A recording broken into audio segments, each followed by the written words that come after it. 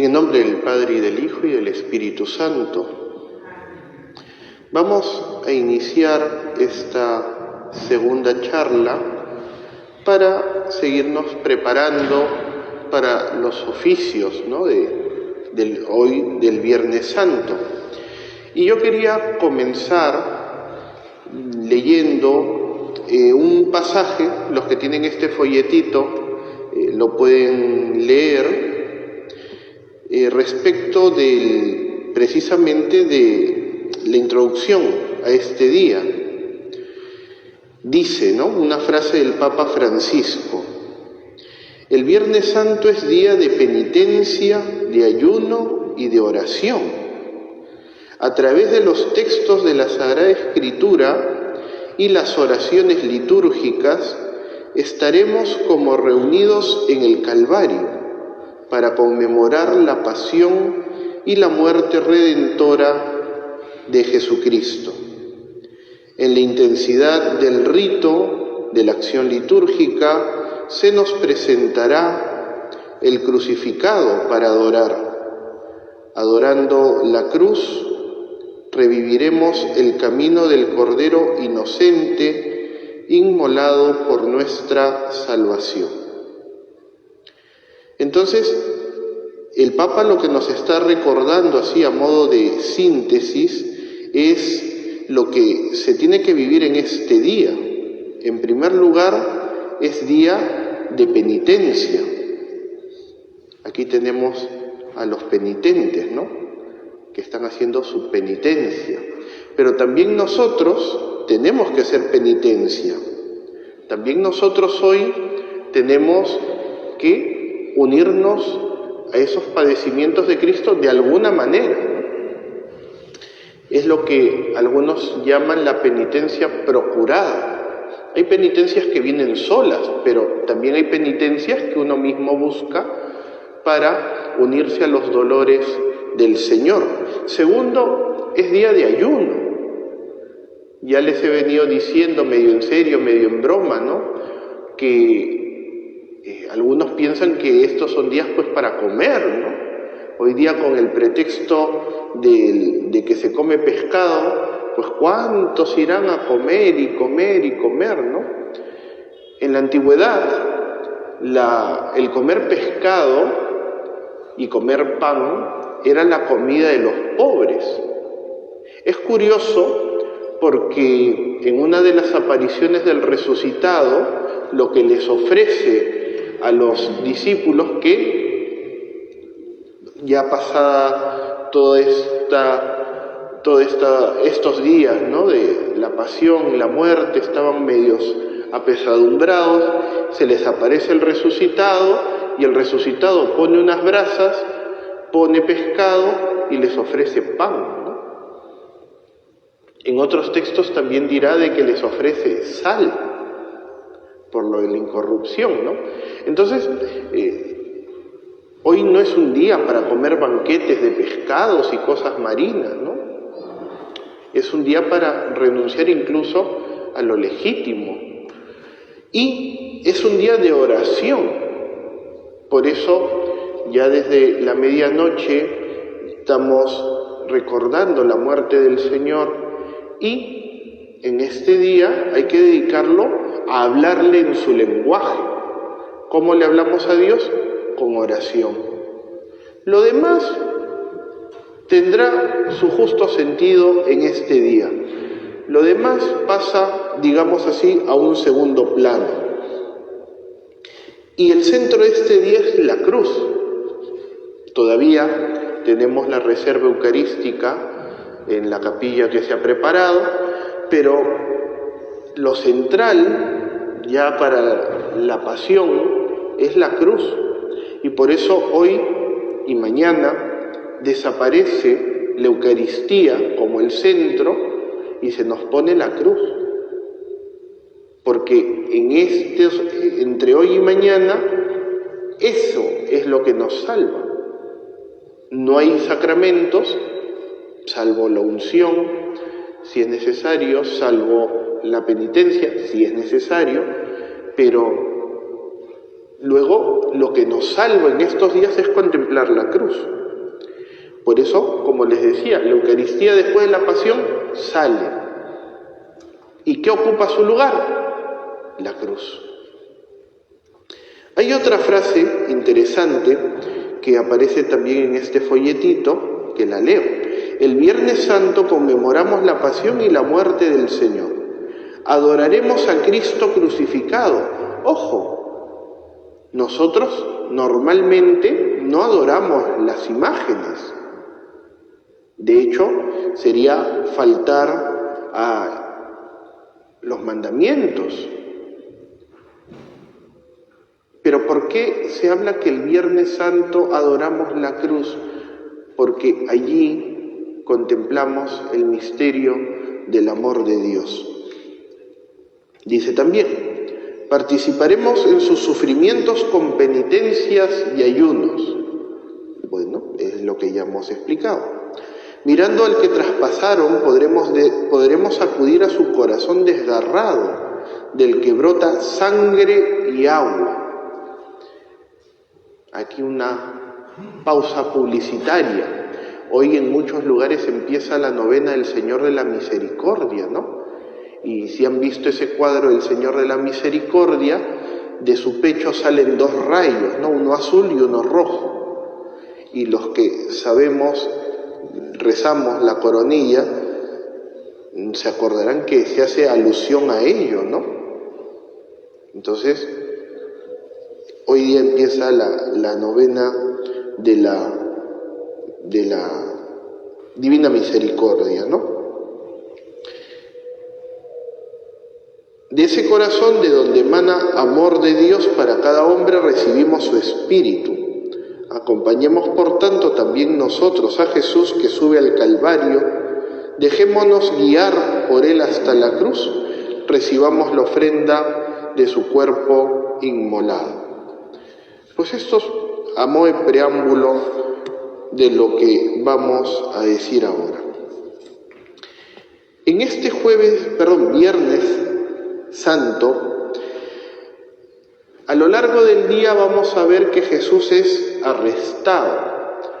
Recordarán ustedes que después de la cena Él se dirige al Monte de los Olivos, es acompañado por 3 de sus discípulos más cercanos, Pedro, Santiago y Juan. Ellos se estaban durmiendo, en uno de los evangelios dice, por la tristeza, porque ellos ya iban viendo de qué se trataba el asunto. Entonces, luego de ello, el Señor es arrestado. Recordarán en el pasaje de la Pasión, ¿no? Como el Señor dice, pero si a mí me tenían todos los días en el templo, ahora ¿por qué vienen a tomarme como si fuera un bandido? Luego de ello empieza un proceso judicial. Primero es llevado al Sanedrín. Ahí lo iban a juzgar las autoridades religiosas. ¿Por qué? Porque vivían en una sociedad teocrática, es decir, que el poder político estaba mezclado con el poder religioso. Entonces personas de religión judía eran las que gobernaban en la zona. Gobernaban hasta cierto punto, porque en la segunda parte del proceso judicial, como no se querían manchar, porque estaban cerca de la Pascua y uno no podía hacer la Pascua impuro, entonces lo derivan a la autoridad civil. Primero, donde Pilato, que es curioso porque tengan en cuenta que los judíos lo que esperaban en ese momento era un Mesías, disculpen la expresión, que votara a patadas a los romanos. No sé si ustedes han visto algunas películas y han visto pues los grandes gladiadores romanos, ¿no? Eran personas así fortachonas. Pues eso es lo que había. Eso es lo que había.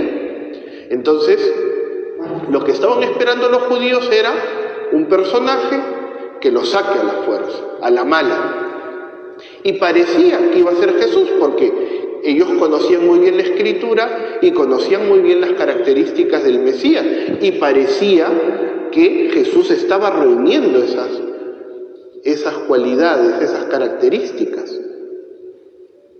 Entonces, los judíos, bueno, algunos, no todos, lo llevan a la autoridad civil aún a sabiendas de que no se querían. Pilato tenía que ver cómo manejar el asunto, porque habían sublevaciones. De hecho, acuérdense que por la Pascua liberaban un preso y lo ponen a Jesús con el otro preso. ¿Cómo se llamaba el otro preso? Barrabás. ¿Y qué significa Barrabás? Hijo, Abás, del Padre. Son detallitos, sutilezas que de repente uno no lo percibe así a primera vista. Barrabás significa hijo del Padre. Entonces, habían subversivos en esa época. No pensemos que la subversión es del siglo XX, es desde muy antiguo. Y entonces, estos subversivos levantaban a la gente para que se rebelase contra el imperio. Entonces, ellos esperaban un Mesías político o militar. Pero parece que al final la cosa no iba por ahí. Luego lo mandan donde Herodes que estaba de paso, no permanecía allí. Y lo mandan porque tenía curiosidad de saber quién era Jesús. De hecho, le pide que le haga un show, ¿no? Para que más o menos se pueda convencer de que él era el Mesías o que era un personaje particular. Y en eso Jesús no cayó. Jesús no venía a hacer pantomimas ni shows que al final no tenían nada que ver con él, ¿no? Es retornado donde Pilatos, ¿no? Y como lo decía en la homilía de las laudes, ¿no? Algunos cuentan, no es palabra de Dios, pero algunos cuentan que la mujer de Pilato tuvo un sueño. De hecho, me parece, me puedo equivocar, me parece que la mujer de Pilatos es santa en la iglesia ortodoxa, me parece. Por eso, porque quiso evitar el sufrimiento de Jesús, ¿no? Y sintió algo muy particular en ese sueño y le dice al esposo que no lo juzguen, que no lo acusen, que no lo sentencien, porque era un hombre inocente. Pero aún así, para contentar a la masa, que los evangelios le llaman oclos, no es la misma muchedumbre del Domingo de Ramos, es una muchedumbre totalmente distinta. Además, como ya lo decía ayer, porque había tránsito de peregrinos por el tema de la Pascua. O sea, entraban unos, salían otros, entraban unos, salían otros. Entonces, es probable que la muchedumbre del Domingo de Ramos haya quedado reducida a su mínima expresión. Entonces, ante lo que se iba diciendo, se reúne una muchedumbre que, como les digo, y esto lo explica muy bien el Papa Benedicto, ¿no? En su libro de Jesús de Nazaret, ya era otra muchedumbre, era oclos. ¿Y qué significa oclos? Chusma. Chusma. Ahora tampoco vayan por ahí diciendo, tú eres oclos, ¿no? No, por favor. Pues esa muchedumbre, al levantarse, pues Pilato lo único que hace es contentar a la gente, ¿no? Total, ya eran días de fiesta, no quería ganarse más líos. Además era un tema religioso, no era un tema civil. Ellos seguramente verían de qué se trata, ¿no? Él simplemente cumpliría la sentencia y cumpliría los deseos de la plebe, ¿no? Entonces, si nos damos cuenta, es un día bastante tenso. Es un día bastante complicado. De hecho, imagínense ustedes, ¿no? A veces nos metemos solo en un problema cómo vamos a lo largo del día, ¿no? Vamos estresados, tensos, preocupados. La pregunta que algunos se puede hacer es, ¿y por qué muere Jesús? Los que vienen a misa diaria aquí, pues ya les he dicho la respuesta, ¿no? Pero no está de más recordarla. Primero, por decir la verdad. Al mundo no le gusta la verdad. Por ejemplo, en la casa, los hijos. El papá, la mamá le dicen algo a los hijos. ¡Ay, ¿por qué me dices eso? ¿Qué cosa tiene? Que no sé qué. Oiga, ¿la verdad te va a ayudar? La verdad te va a ayudar. Cuando alguien viene y te dice, oye, me parece que estás fallando en esto, ¿no? Tendrías que corregirlo, tendrías que hacerlo de otra manera. ¡Ay, ¿para qué te metes en mi vida? ¿Acaso yo me meto en la tuya? Y así, ¿no? Podría poner sin número de ejemplos, ¿no? Pero no nos gusta la verdad. No nos gusta. Y Jesús era un personaje bastante excepcional. Era un personaje particular. Era un hombre bueno. Seguramente que como trabajador fue un hombre cumplido, honesto. Seguramente que cuando iba a un lugar él tenía un comportamiento sumamente correcto. Y así. Entonces es de esas personas que a veces algunos ven y se irritan. ¿Por qué se porta bien? ¿Por qué no actúa como nosotros? ¿Por qué no hace las cosas que nosotros hacemos? ¿Qué se cree él? ¿Por qué lo va a hacer así? Nosotros que tanto tiempo lo hacemos así, ¿por qué él nos va a cambiar la forma de hacer las cosas? Es humano ese tipo de reacciones, pero no son justas. Entonces Jesús le va diciendo a los judíos, oye, yo soy Dios, mi Padre y yo somos uno solo,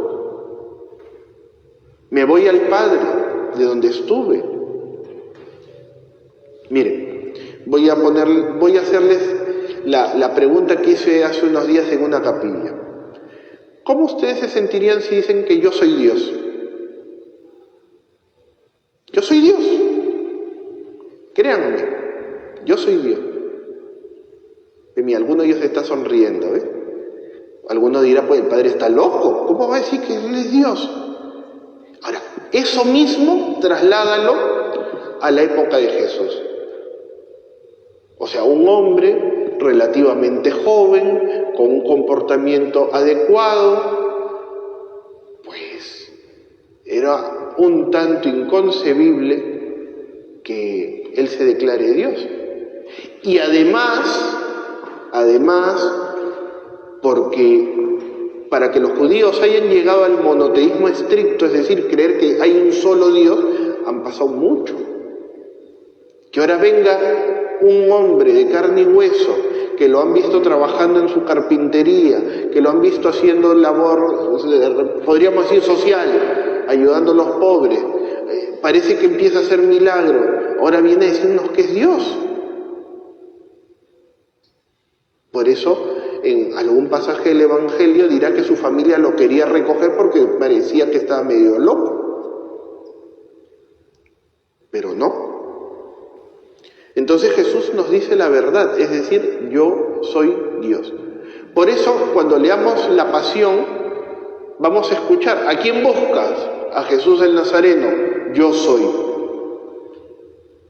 No solo se está identificando, sino que está usando el nombre de Dios que está en Éxodo 3:14. Cuando Moisés le pregunta a Dios, ¿y cómo digo que te llamas? Porque me van a preguntar, yo soy el que soy. Entonces, cuando van a buscar a Jesús y le dicen, ¿a quién buscan? A Jesús, yo soy, se caen. ¿Y por qué caen? Por lo poderoso del nombre de Dios. Segundo, ¿por qué muere Jesús? Por la salvación de los hombres. Por la salvación de los hombres. Como decía en la homilía de Laudes, el pecado va más allá de lo que un ser humano puede pensar. Miren, solo por poner un ejemplo, algunos ¿se acuerdan de la pandemia, no? Ya han pasado 5 años. y decían, no salgan, no vayan por ahí, usa la mascarilla. Y algunos hacían lo que les daba la gana. Y así se iba difundiendo el virus. Desobediencia. ¿Cuántas personas sin culpa alguna por la desobediencia de algunos perdieron la vida, ¿no? No, es que no pasa nada. Pasó. ¿Por qué pongo este ejemplo? ¿Cómo la desobediencia lleva a consecuencias negativas? Decía también en la homilía de Laudes, ¿no? Que cómo el pecado de nuestros primeros padres ha marcado el destino de la humanidad. La desobediencia primero de Eva y luego de Adán, cómo ha marcado la historia de la humanidad. Y entonces, ¿quién tenía que reparar eso? Alguien que pudiera reparar ese mal profundo. Ese mal profundo. ¿Y quién podía reparar esto? Alguien que tuviera naturaleza divina. Hay algunos que, sobre todo cuando se estudia teología, hablan del argumento que da San Anselmo al respecto. Solo alguien que podía ser Dios y hombre puede reparar desde lo más profundo esa maldad original. ¿Es así? Entonces hay que estar ahí muy atentos al por qué muere Jesús. En segundo lugar, decía, por la salvación de los hombres. San Ireneo, también otro gran padre de la Iglesia, decía, ¿no? El Hijo del Hombre, Dios se hizo hombre para que los hombres nos hagamos como Dios. Dios no quiere para nosotros mediocridad, Dios quiere para nosotros lo mejor. Y por eso el Hijo del Hombre ha dado todo para que nosotros podamos ser como Él. Eso que dice la serpiente a Eva no es tan mentira. No comas de esto porque serán como dioses. No es tan mentira. Dios quiere compartir su divinidad con nosotros, aunque no parezca. Y tercero, ¿por qué quiere morir Jesús por nosotros? Por amor. Sí, por decir la verdad, por salvarnos y en el fondo, por amor. Por amor. Y un amor no a la masa, no un grupo de personas, un amor personal, singular y exclusivo. Dios nos ama a cada uno de nosotros de un modo personal, singular y exclusivo. Me ama a mí, te ama a ti, no ama a la masa. Y nos ama de un modo particular. Es por amor. Yo les recomendaría, les sugeriría que una gracia que deberíamos pedir hoy es la de experimentar el infinito amor de Dios. Que el Señor nos conceda eso, que podamos experimentar el amor de Dios. No ese amor, vamos a decir así, terrenal, no ese amor carnal, no ese amor pasajero, sino el amor verdadero de Dios. ¿Y dónde contemplamos el verdadero amor de Dios? En la cruz. Si quieres, usa la imaginación. Cada vez que veas una cruz, pon un cartel ahí, grande, que diga, te amo. El Señor en la cruz ha querido darlo todo por amor a cada uno de nosotros. Desde antiguamente, para hablar un poco de la celebración de hoy, antiguamente era uno de los 2 días alitúrgicos del año, desde muy antiguo, es decir, que ni hoy ni mañana hay la celebración de la Eucaristía. Alguien me puede decir, padre, pero mañana es la vigilia pascual. Sí, pero ya no estamos en sábado, ya es domingo de resurrección. Entonces, en ese sentido, el viernes y el sábado son los días en el año en donde no hay Eucaristía. Pero entonces, ¿por qué comulgamos? Te lo explicaré en un momento. Es un día para estar en silencio. Qué maravilloso es estar aquí ahorita en silencio, ¿no? Uno siente paz, siente recogimiento, siente fervor. Pues es un día para estar en silencio. Y así empieza la celebración del día de hoy. Mire, yo digo que es maravilloso el silencio y empezó la bulla. Así empieza la celebración de hoy, en silencio. No hay canto de entrada. Y al llegar al altar, aquí, yo me tendré que postrar y todos nos vamos a arrodillar, porque estamos empezando a contemplar ese misterio del amor de Dios muerto en la cruz. Luego empieza la liturgia de la palabra. Escucharemos en primer lugar el capítulo 52 de Isaías. Luego cantaremos el Salmo 30 y después leeremos un pasaje de la carta a los Hebreos del capítulo 4 y después la pasión de San Juan.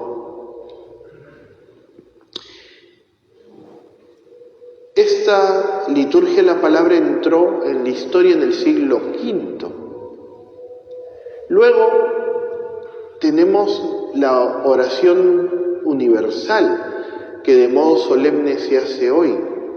Normalmente hacemos peticiones más cortas, pero en este día hay una introducción, luego nos arrodillamos, nos paramos y se hace la oración. La introducción, nos arrodillamos, nos paramos, la oración. Así eran las peticiones en la antigüedad, también debo decir. Antiguamente, bueno, miles de años atrás, no, miles tampoco mucho, ¿no? Pero cuando se empezaron a hacer las peticiones, eran como se hacen hoy, ¿no? Luego de ello, viene la adoración a la cruz, que era un gesto muy antiguo, incluso antes de la liturgia de la palabra. En Jerusalén se paseaba un trozo de la cruz, ¿no? Tengan en cuenta que la cruz de Cristo la encuentra Santa Elena, madre de Constantino, por una gracia especial. Y de allí se han ido repartiendo astillas o fragmentos más grandecitos de la cruz y eso se exponía, ¿no? El Viernes Santo. Y después de la adoración a la cruz viene la comunión, que ha tenido una historia bastante diversa. Esto entra en la celebración por influencia de los griegos. Cuando esto llega a Roma solamente comulgaba el Papa, pero después de mucho tiempo, por diversas razones, ya se facilitó la comunión al pueblo. De hecho, hasta los años 70, un poquito antes, de repente es el 56, que es donde se reforma la Semana Santa, solo comulgaba el que presidía, pero ya de ahí se introduce la comunión al pueblo, ¿no? En cambio, el sábado no hay comunión. Vuélveme a preguntar, pero si luego está la vigilia pascual, sí, pero ya no es sábado, es el domingo de resurrección, ¿ya? Entonces estamos hablando de dos situaciones distintas.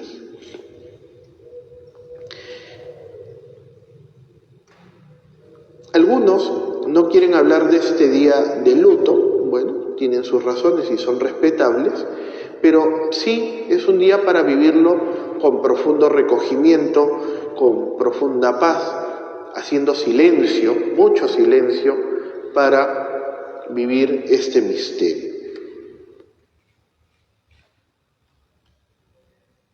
Algunas cuestiones más respecto de la muerte de Cristo.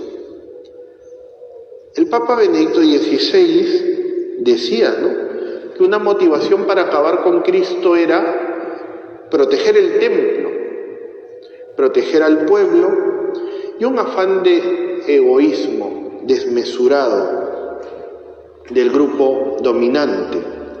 Esto es interesante porque en el Evangelio vamos a encontrar cómo se va a decir de que conviene que uno muera por el pueblo, que podría ser una frase casual, pero en el fondo era una profecía. Cristo va a morir por nosotros. Entonces, hay que decir que Jesús muere por el pueblo. ¿Y eso qué significa? ¿Cómo se llama? Es lo que la teología llama la sustitución vicaria. ¿Qué cosa es un vicario? El que ocupa el lugar del otro. Cuando no está el titular, el vicario asume su puesto. Entonces, Cristo nos sustituye en el castigo que nosotros merecemos.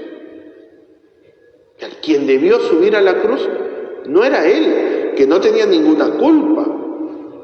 Quien debía subir a la cruz éramos nosotros, por nuestros pecados. Pero como les decía, tanto es el amor de Dios que se pone en lugar de nosotros para que no caigamos en ese castigo terrible. Esto es algo muy presente en las religiones.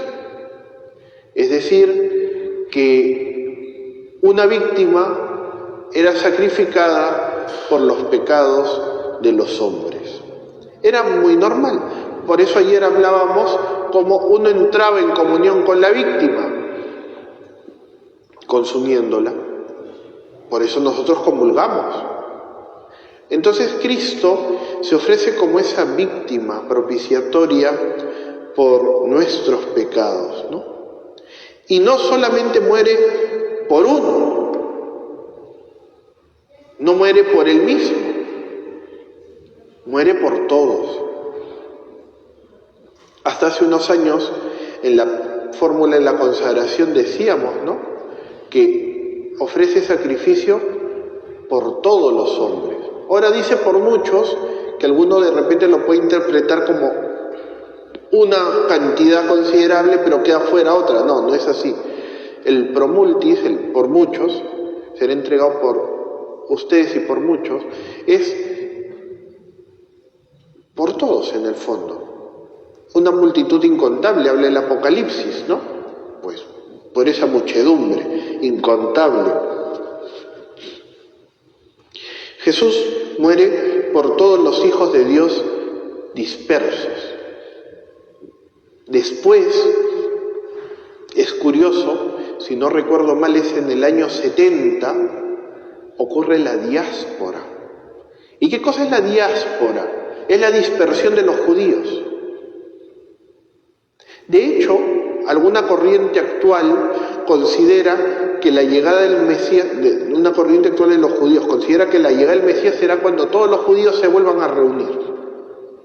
Bueno, es la comprensión que ellos tienen del Mesías, ¿no? Pero nosotros ya sabemos que el Mesías ya llegó. 2. Jesús muere en la cruz. Y como ya les adelantaba ayer, iba a hacer un recuento de los sufrimientos físicos de Jesús. En primer lugar, bueno, todos los sufrimientos de Jesús. En primer lugar, el sufrimiento físico. Jesús es flagelado, es decir, que lo agarran con un látigo y lo violentan. Jesús es golpeado. Si ustedes leen la Pasión, si prestan atención a la Pasión, se darán cuenta que lo abofetean, le pegan, lo patean. Así es maltratado Jesús. Le ponen el patíbulo. Imagínate que luego de haberte dado una paliza, encima te cuelgan sobre los hombros y te amarran para cargar ese madero. Es un sufrimiento un poco cruel. Luego lo coronan de espinas. Lo coronan de espinas. Y no son esas coronitas así decorativas, no, era un casquete de espinas. ¿Y ustedes creen que se la pusieron bonito? No, se la pusieron como pudieron. Miren ustedes la película La Pasión de Cristo, y hoy es un buen día para mirarla, y van a ver cómo se la ponían a la fuerza. Si no recuerdo mal, hasta usan un palo para incrustarle la corona.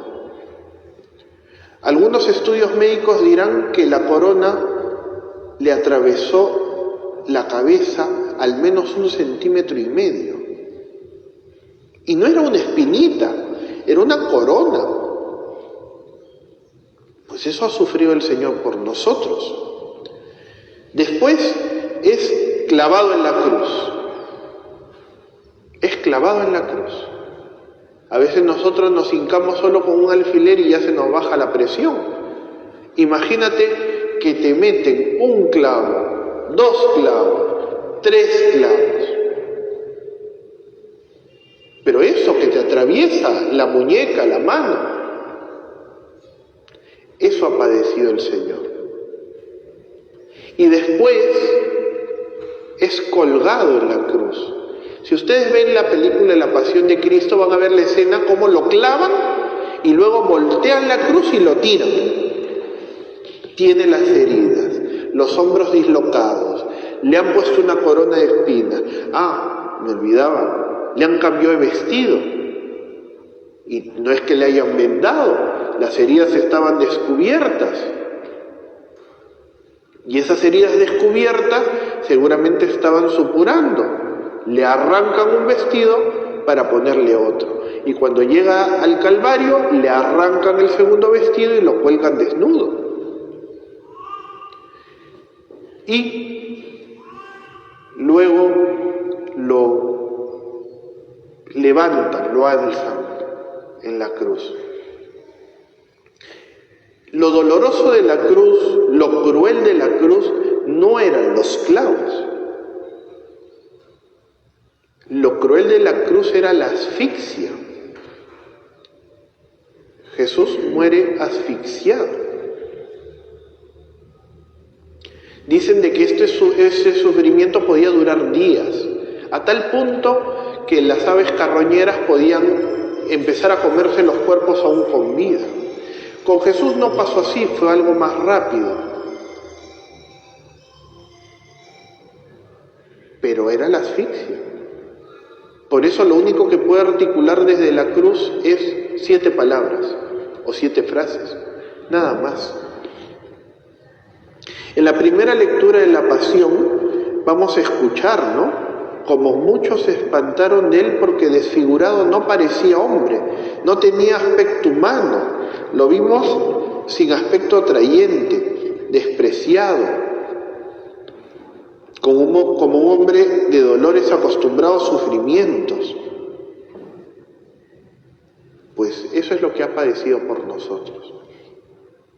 Ha muerto en la cruz por amor, padeciendo todos estos castigos dolorosos.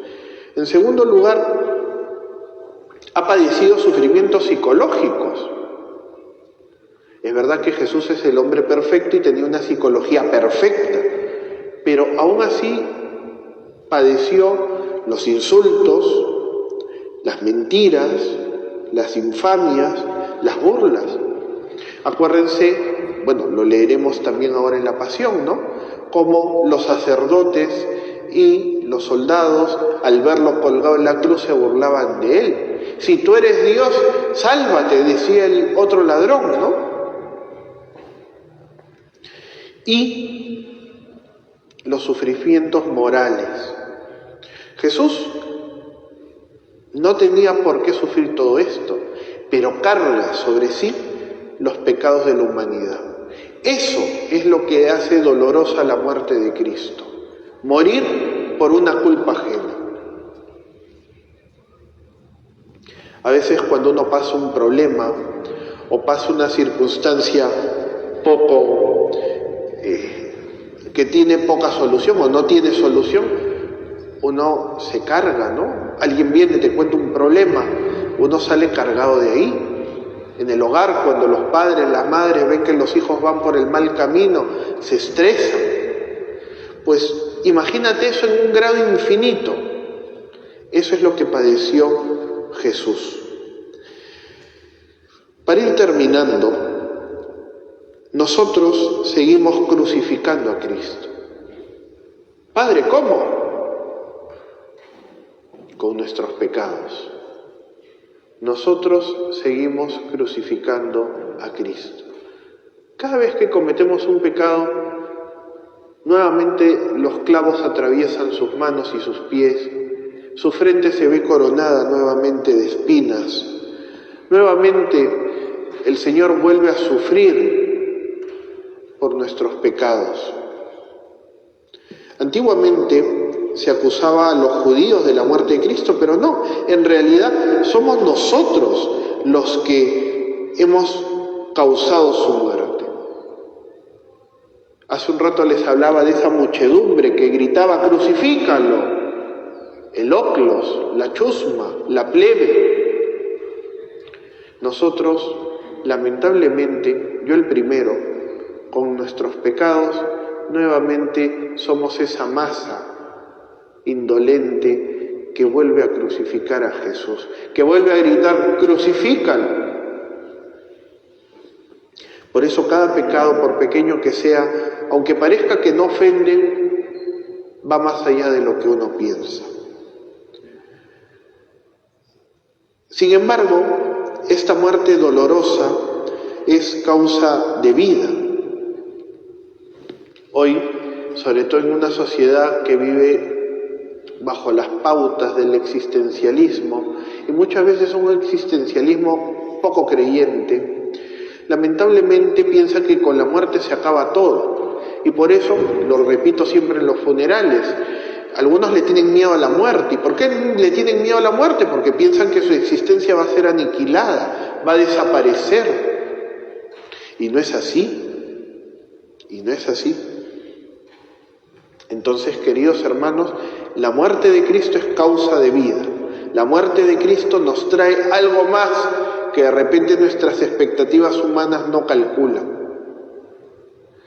Cristo viene a traernos la vida.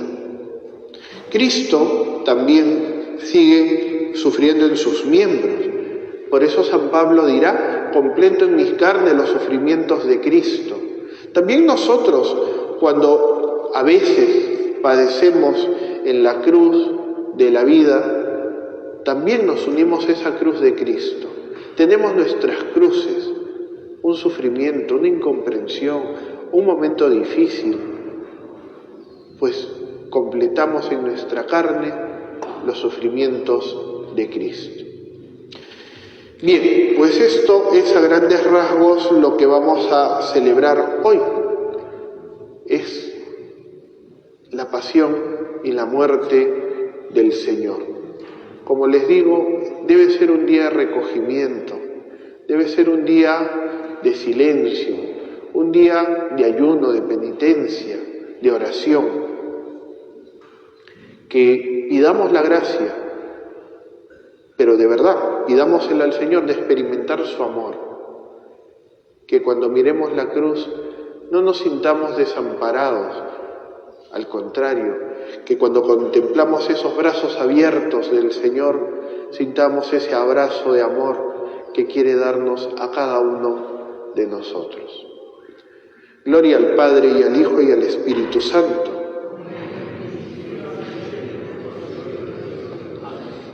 Mañana tenemos la charla espiritual a las 9 de la mañana y a las 3 de la tarde. En la mañana, para contemplar ese misterio del Sábado Santo, que también no deja de tener importancia, y a las 3 de la tarde, para irnos preparando para la vigilia pascual. Reitero, lo decía ayer, participar de esta charla no sustituye participar en los oficios, No vayan a decir, bueno, ya lo escuché al Padre, entonces ya no voy en la noche. No, hay que ir, ¿ya? Me parece que a las 11 es el Vía Crucis aquí, y luego a las 5 la Pasión. En las capillas es en otro horario, así que los esperamos.